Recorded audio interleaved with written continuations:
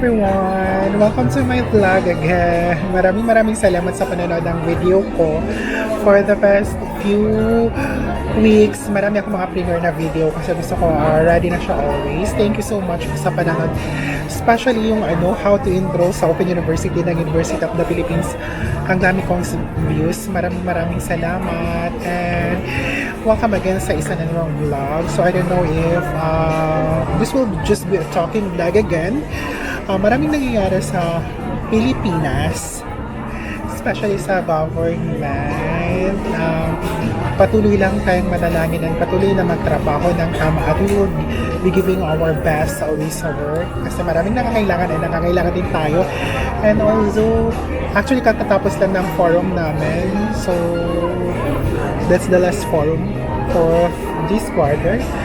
So, it's very nice naman. Hindi ako naka-video kasi I don't like to video with the workplace or kung saan ako related kasi I try to stay private.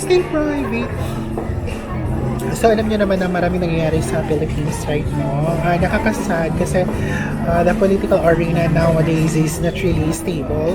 And there are things that you need to consider and also kahit gusto mo na mag-comment or you have to share your opinions and share some details but you can never kasi madaming nag-watch sa'yo. So, ang daming mga nag-activity na sa paligid. So, let's choose to be kind, especially sa posting. Minsan yan, to have a balance of how you post positive things and negative things. Hindi naman always na kailangan maging positive tayo kasi dapat may balance but kahit negative sana yung ipopost natin but I hope there's always a lesson on that. Don't dwell on the negative things. Mas maganda pa rin yung mga positive things na i-post natin, i-share natin kasi marami ng mga toxic posts sa social media. So, if you can be kind sa mga posting nyo, so that's so much better. At least, hindi siya makadagdag sa mga nakikita natin sa social media, right? So, the political arena nowadays are really shaking, hindi siya nagkakaisa. And of course, as a Filipino, we are really affected, especially if you're working. Yeah, kahit naman sa government or private ka nag-work, you are still affected with what is happening sa ating paligid. So I think the thing that we can do is to have a correct and proper informations para ma-well-informed tayo sa kung anong nangyayari sa paligid by trying to check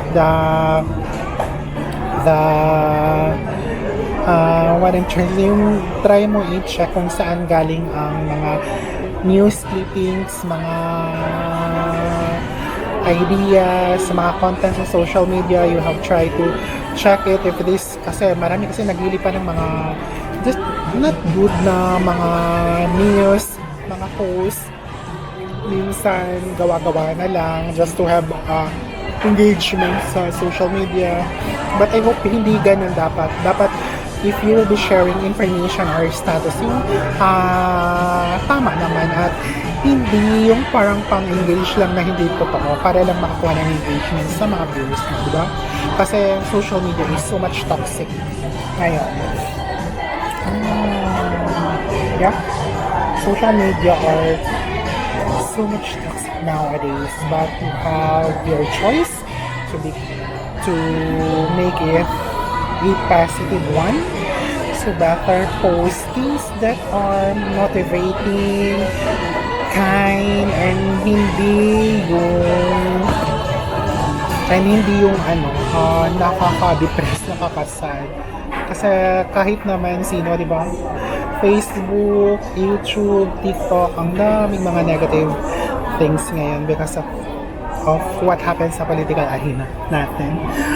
But as a Filipino citizen, and as a human being, you have always your choice.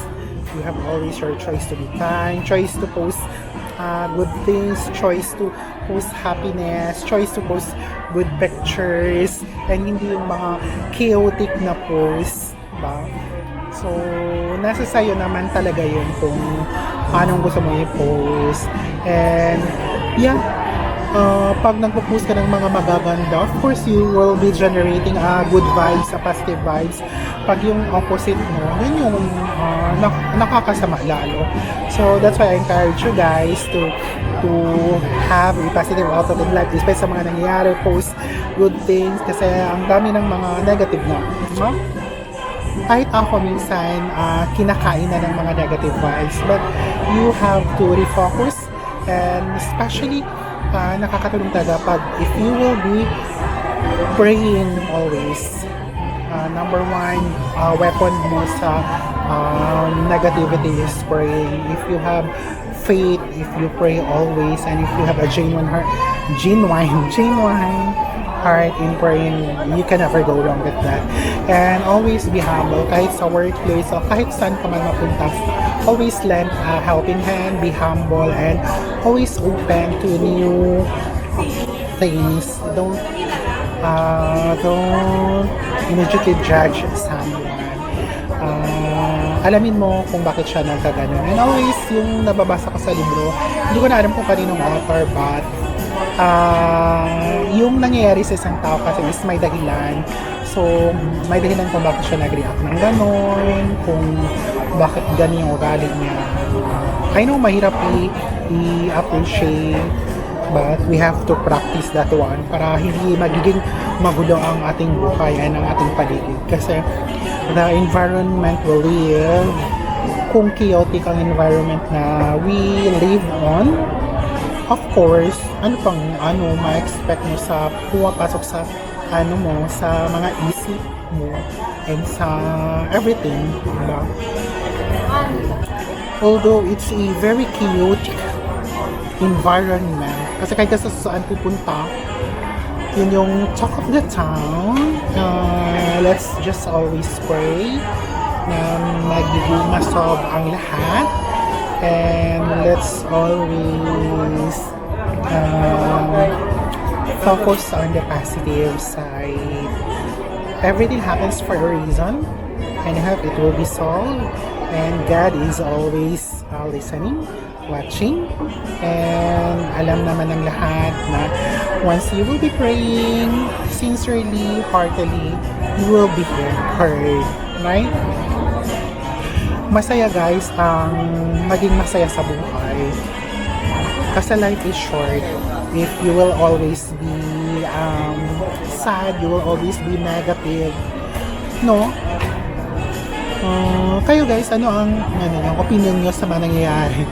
I'd like to also to know your opinions and your feeling and your vibes. So comment down below. Maraming salamat sa panonood ng video ko. Thank you so much. I hope you will be sharing this one and maka-comment. Maraming salamat guys. See you on my next vlog. Bye!